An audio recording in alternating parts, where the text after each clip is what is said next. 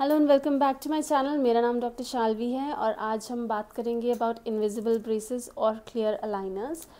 सबसे पहले हम जानेंगे कि क्लियर अलाइनर्स क्या है, जिनको इनविजिबल ब्रेसेस के नाम से भी जाना जाता है। I have my notes with me. उसके बाद हम ये जानेंगे कि क्लियर अलाइनर्स ब्रेसेस से कैसे बेटर हैं, उसके कुछ डिसएडवांटेजेस की भी बात करेंगे कि किन कंडीशंस में क्लियर अलाइनर्स उतने अच्छे नहीं हैं एज़ कम्पेयर टू ब्रेसेस। हम एक कंक्लूजन ड्रॉ करेंगे किसके लिए ये ट्रीटमेंट है और किसके लिए नहीं। एंड फाइनली हम बात करेंगे about the most important tip of the video, इसलिए इस वीडियो को आप पूरा देखो। शुरू करते हैं। First of all, what are invisible braces और क्लियर अलाइनर्स? इनविजिबल ब्रेसेस और clear aligners is a set of trays.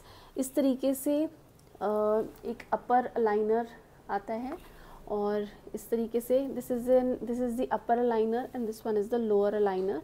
And इस तरीके के ये बिल्कुल ट्रांसपेरेंट ट्रेज होती हैं एंड ये सेट में आता है। सेट मतलब कि एक अपर और एक लोअर टीथ के लिए सेट में ये आता है। क्योंकि ये बिल्कुल क्लियर है, ट्रांसपेरेंट है एंड ये रिमूवेबल है, तो ये कुछ एडवांटेजेस हैं जिसकी वजह से आजकल everybody wants to get clear aligner treatment as compare to braces. तो अब हम बात करेंगे कि how are clear aligners better than braces.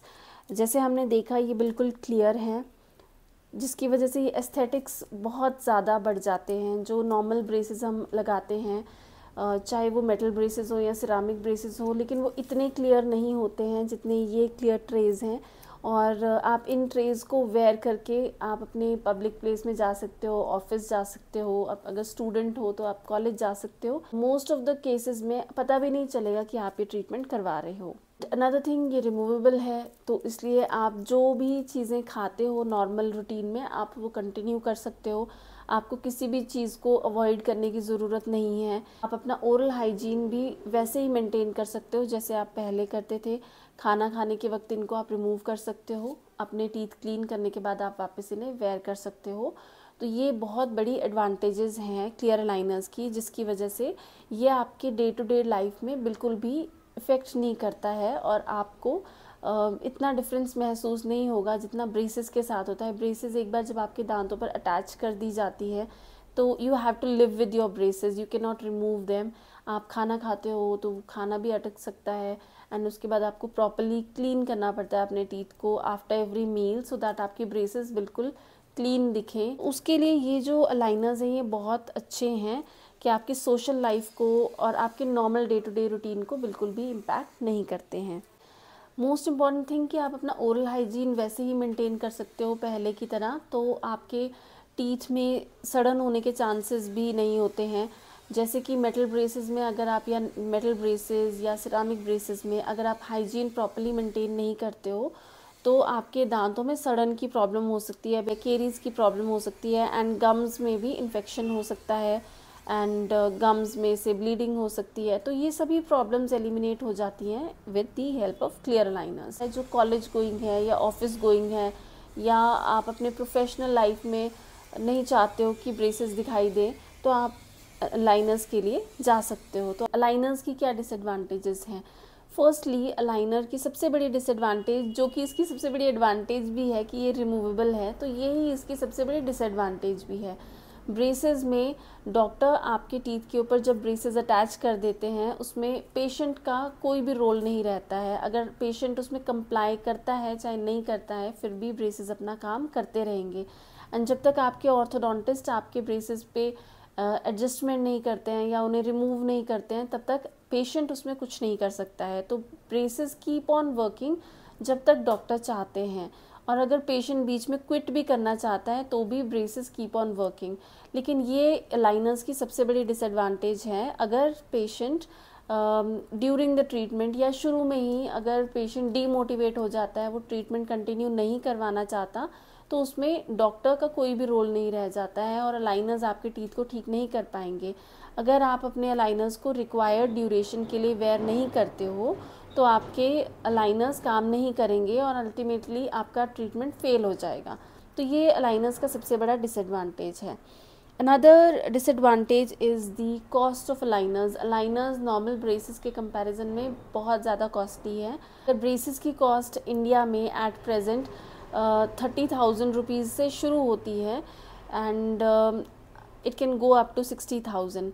लेकिन लाइनर्स की कॉस्ट अराउंड 60,000 से शुरू होती है and it can go up to 3.5 lakhs depending upon the duration of treatment, depending upon कितनी कॉम्प्लेक्स प्रॉब्लम है। तो ये इसका एक बहुत बड़ा डिसएडवांटेज है अलाइनर्स का कि ये थोड़े कॉस्टली हैं as compare to normal braces. And another very big disadvantage of aligners is that aligners से आप माइल्ड टू मॉडरेट प्रॉब्लम्स को करेक्ट कर सकते हो। अगर आपके दांतों में थोड़ा बहुत आपके दांत अंदर बाहर है या थोड़ा गैप है जिसमें ज़्यादा एक्सट्रैक्शन की ज़रूरत नहीं है, ज़्यादा कॉम्प्लेक्स मैकेनिक्स की ज़रूरत नहीं है, उन केसेस में आप अलाइनर्स से अपने दांतों को बिल्कुल परफेक्टली अलाइन कर सकते हैं।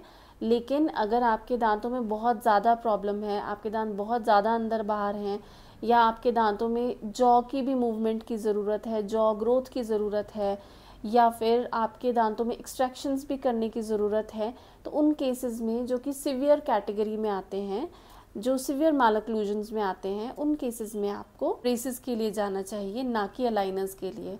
Another very big disadvantage of aligners is that aligners बहुत यंग पेशेंट्स के लिए नहीं बनाए गए हैं।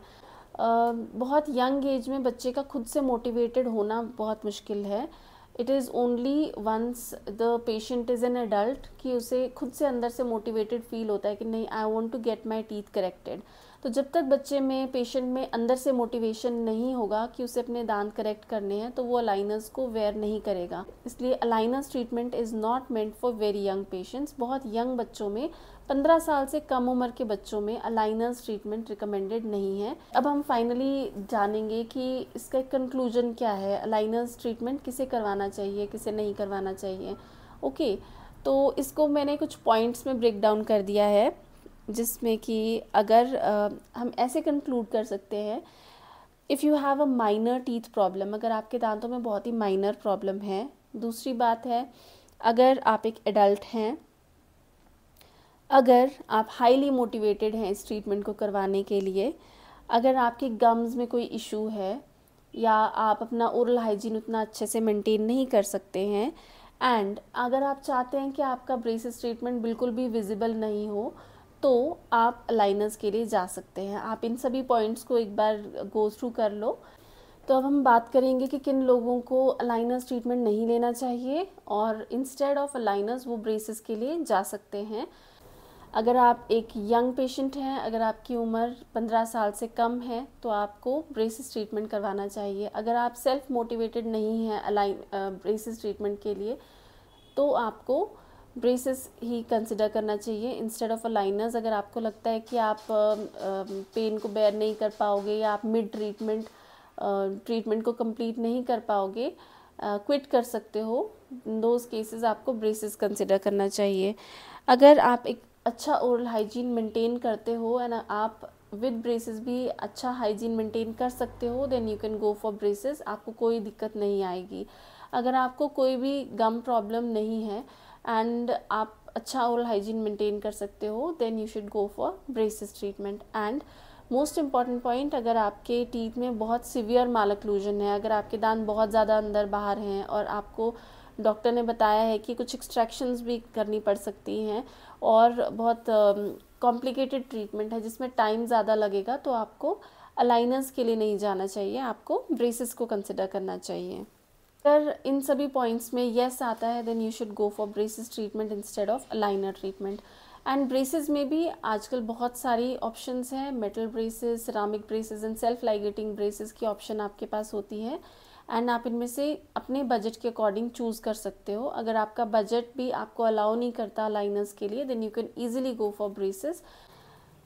Now the most important point of the video, आजकल बहुत सारी वेबसाइट्स हैं जो डायरेक्ट टू द पेशेंट या फिर उनकी लैंग्वेज में customer, direct to the customer aligners provide कर रही हैं एंड उनका ये क्लेम है कि आपको डॉक्टर को भी विजिट करने की ज़रूरत नहीं है, आप घर बैठे ही अलाइनर्स ले सकते हैं और उन्हें वेयर कर सकते हैं और अपने टीथ ठीक कर सकते हैं। बट आई वुड रिकमेंड कि आप अपना ट्रीटमेंट एक डॉक्टर के कंसल्टेशन से ही करवाइए and the doctor should be specialist orthodontist, यानी कि आपके डॉक्टर जिनसे आप अपने ब्रेसेस ट्रीटमेंट लेना चाहते हैं या अलाइनर ट्रीटमेंट लेना चाहते हैं, that doctor should be specialist of braces, यानी कि वो एक ऑर्थोडोंटिस्ट होने चाहिए। इन कंपनीज़ के थ्रू अगर आप ट्रीटमेंट लेते हैं, अगर वो डॉक्टर के कंसल्टेशन एंड डॉक्टर के गाइडेंस के अंडर में नहीं है, तो आपके दांत सही होंगे या नहीं होंगे उसकी 100% श्योरिटी नहीं हो सकती। अनदर थिंग, हो सकता है कि आपके दांतों में परमानेंट डैमेज हो जाए